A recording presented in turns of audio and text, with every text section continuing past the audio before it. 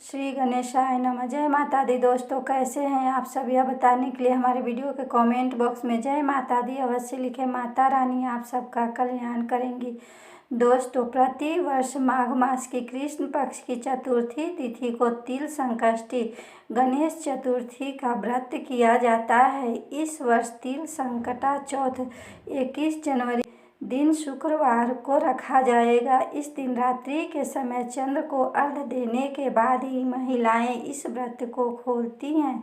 संकष्ट चतुर्थी के दिन महिलाएं सुख, सौभाग्य, संतान की समृद्धि और सर्वत्र कल्याण की इच्छा से यह व्रत रखती है। इस व्रत को स्वयं भगवान गणेश जी ने मां पार्वती को बताया था। वैसे तो हर महीने की कृष्ण पक्ष की चतुर्थी को गणेश चतुर्थी का व्रत किया जाता है, लेकिन माघ मास की संकष्टी चतुर्थी व्रत का विशेष ही महत्व होती है। पद्म पुराण के अनुसार आज के ही दिन कार्तिक जी के साथ पृथ्वी की परिक्रमा लगाने की प्रतिस्पर्धा में उन्होंने पृथ्वी की बजाय भोलेनाथ और मां पार्वती की 7 बार परिक्रमा की थी। तब शिव जी ने प्रसन्न होकर देवों में हुए उनको प्रथम पूजा का अधिकार दिए थे। दोस्तों, चंद्र गणेश जी की पूजा संकट चौथ को की जाती है। प्रातः नित्य क्रम से निवृत्त होकर आप षोडशोपचार विधि पूर्वक भगवान गणेश जी की इस दिन पूजा करें और भगवान गणेश जी का मंत्र जाप इस दिन अवश्य करें। इससे आपके जीवन में हर कष्ट और परेशानी से विघ्नहर्ता आपको दूर करेंगे। इसके बाद आप भालचंद्र गणेश जी का ध्यान करके उन्हें पुष्प अर्पित करें और पूरे दिन मन ही मन गणेश जी के नाम का जप इस दिन आप करते रहे। सूर्यास्त के बाद स्नान करके स्वच्छ वस्त्र पहन ले और विधि पूर्वक गणेश भगवान की पूजन करें। एक कलश में जल भर कर रखे, धूप दीप अर्पित करें और नैवेद्य के रूप में इस दिन तिल गुड़ के बने लड्डू, ईख, शकरकंद, गुड़ तथा घी अर्पित इस दिन अवश्य करें और नैवेद्य अर्पित करें। उसके बाद आप इस दिन भगवान गणेश जी की प्रिय दुर्वा इस दिन उन्हें अवश्य अर्पित करें। इससे आपकी सुख समृद्धि बढ़ेगी। दोस्तों, इस दिन आप भगवान गणेश जी की पूजन के बाद चंद्रमा को कलश से अर्घ्य अर्पित करें और धूप दीप दिखाएं। चंद्र देव से अपने घर परिवार की सुख और शांति के लिए प्रार्थना करें। इसके बाद आप एकाग्रचित होकर इस कथा को पढ़ें, सुने अथवा सुनाएं। श्री गणेशाय नमः। एक शहर में देवरानी जेठानी रहती थी। जेठानी बहुत अमीर थी और देवरानी बहुत गरीब थी। देवरानी गणेश जी की भक्त थी। देवरानी का पति जंगल से लकड़ी काट कर बेचता था। अक्सर वह बीमार रहता था। देवरानी जेठानी के घर का सारा काम करती और बदले में जेठानी उसे बचा हुआ खाना, पुराने कपड़े आदि उसको दे देती थी। इसी से देवरानी का परिवार चल रहा था। माघ महीने में देवरानी ने तिल चौथ का व्रत किया।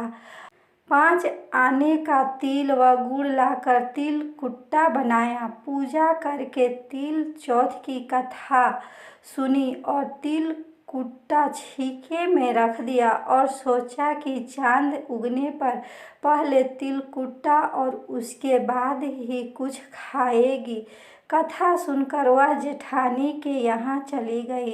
खाना बनाकर जेठानी के बच्चों से खाना खाने के लिए कहा तो बच्चे बोले कि माँ ने व्रत किया है और माँ भूखी है। जब माँ खाना खाएगी हम भी खा लेंगे। जेठानी को खाना खाने को कहा तो जेठानी बोली कि मैं अकेला नहीं खाऊंगा। जब चांद निकलेगा तब सब खाएंगे, तभी मैं भी खाऊंगा। जेठानी ने उसे कहा कि आज तो किसी ने भी अभी तक कुछ नहीं खाया है, तुम्हें कैसे दे दूँ? तुम सुबह सवेरे ही बचा हुआ खाना ले जाना।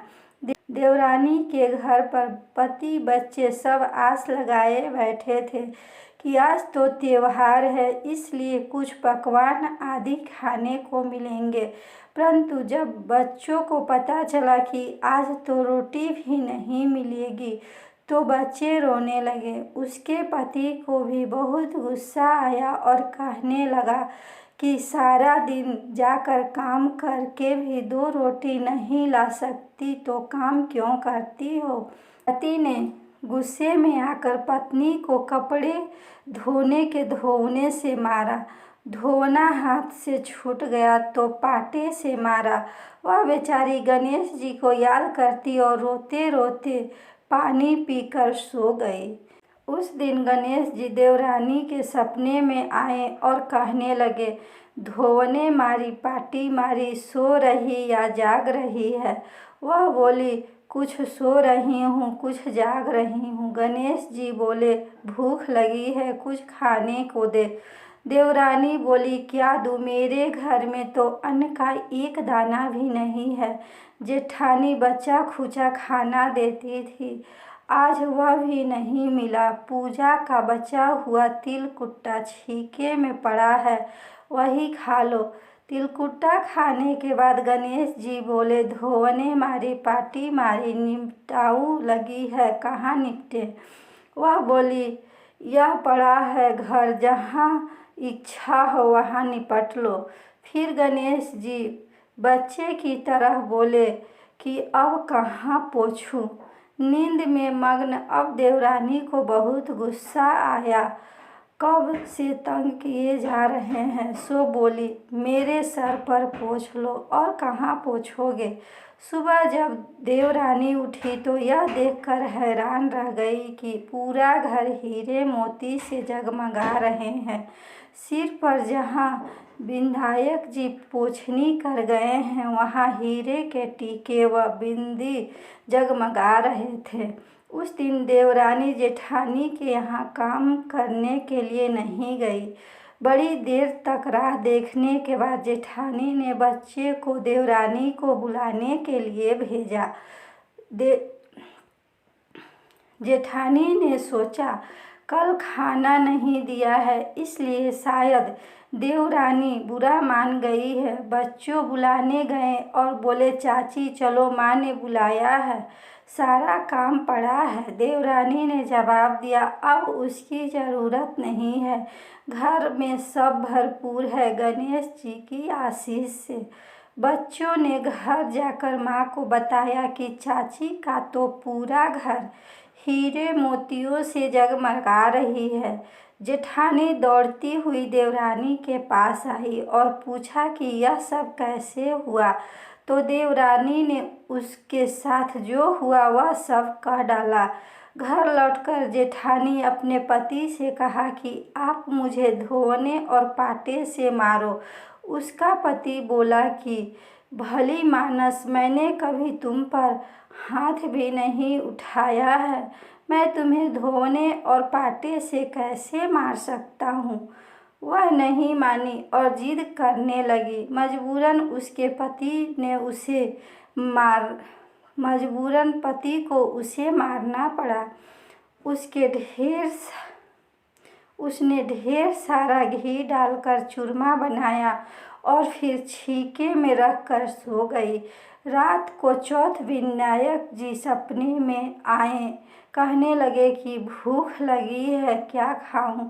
जेठानी ने कहा कि हे गणेश जी महाराज, मेरी देवरानी के यहाँ तो आपने सूखा तिलकुट्टा खाया था, मैंने तो घी का चूरमा बनाकर आपके लिए छीके में रखा है, फल और मेवे भी रखे हैं, जो चाहो खा लीजिए। बाल स्वरूप गणेश जी बोले, अब निपटे कहाँ। जेठानी बोली, उसके यहाँ तो टूटी फूटी झोपड़ी थी, मेरे यहाँ तो कंचन के महल है, जहाँ चाहो निपटो। फिर गणेश जी ने पूछा कि अब पोंछूं कहाँ। जेठानी बोली, मेरे ललाट पर बड़ी सी बिंदी लगा हुआ है, वहीं पोंछ लो। धन की भूखी जेठानी सुबह बहुत जल्दी उठ गई। सोचा कि घर में हीरे जवाहरात से भर चुका होगा, पर देखा तो पूरे घर में गंदगी फैल गई थी। तेज बदबू आ रही थी और उसके सिर पर भी बहुत सारी गंदगी लगी हुई थी। उसने कहा कि हे गणेश जी महाराज, यह आपने क्या कर दिया? मुझसे रूठे और देवरानी पर टूटे।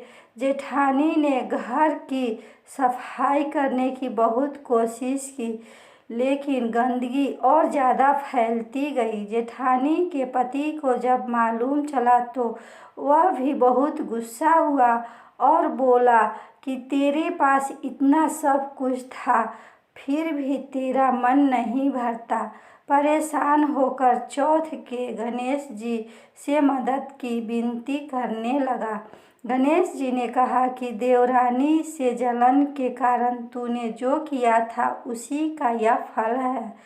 अब तू अपने घर में से आधा उसे धन देगी, तभी यह सब साफ होगा। उसने आधा धन बांट दिया, किंतु मोहरों की एक हांडी चूल्हे के नीचे गाड़ कर रख दी थी। उसने सोचा कि शायद किसी को पता नहीं चलेगा और उसने उस धन को नहीं बांटा था। उसने कहा कि हे श्री गणेश जी, अब तो अपना यह बिखराव समेटो। वे बोले कि पहले चूल्हे के नीचे गाड़ी हुई मोहरों की हांडी सहित ताक में रखी हो सो भी 2 हिस्से में करो। इस प्रकार गजानन ने बाल स्वरूप में आकर सुई जैसी छोटी चीज का भी बंटवारा किया और अपनी माया समेटी। हे गणेश जी महाराज, जैसे आपने देवरानी पर कृपा की वैसी सब पर करना। इस कहानी कहने वाले, सुनने वाले व हुंकार भरने वालों सब पर कृपा करना, किंतु जेठानी की जैसी सजा किसी को भी मत देना। बोलो गणेश जी महाराज की जय। चौथ माता की जय।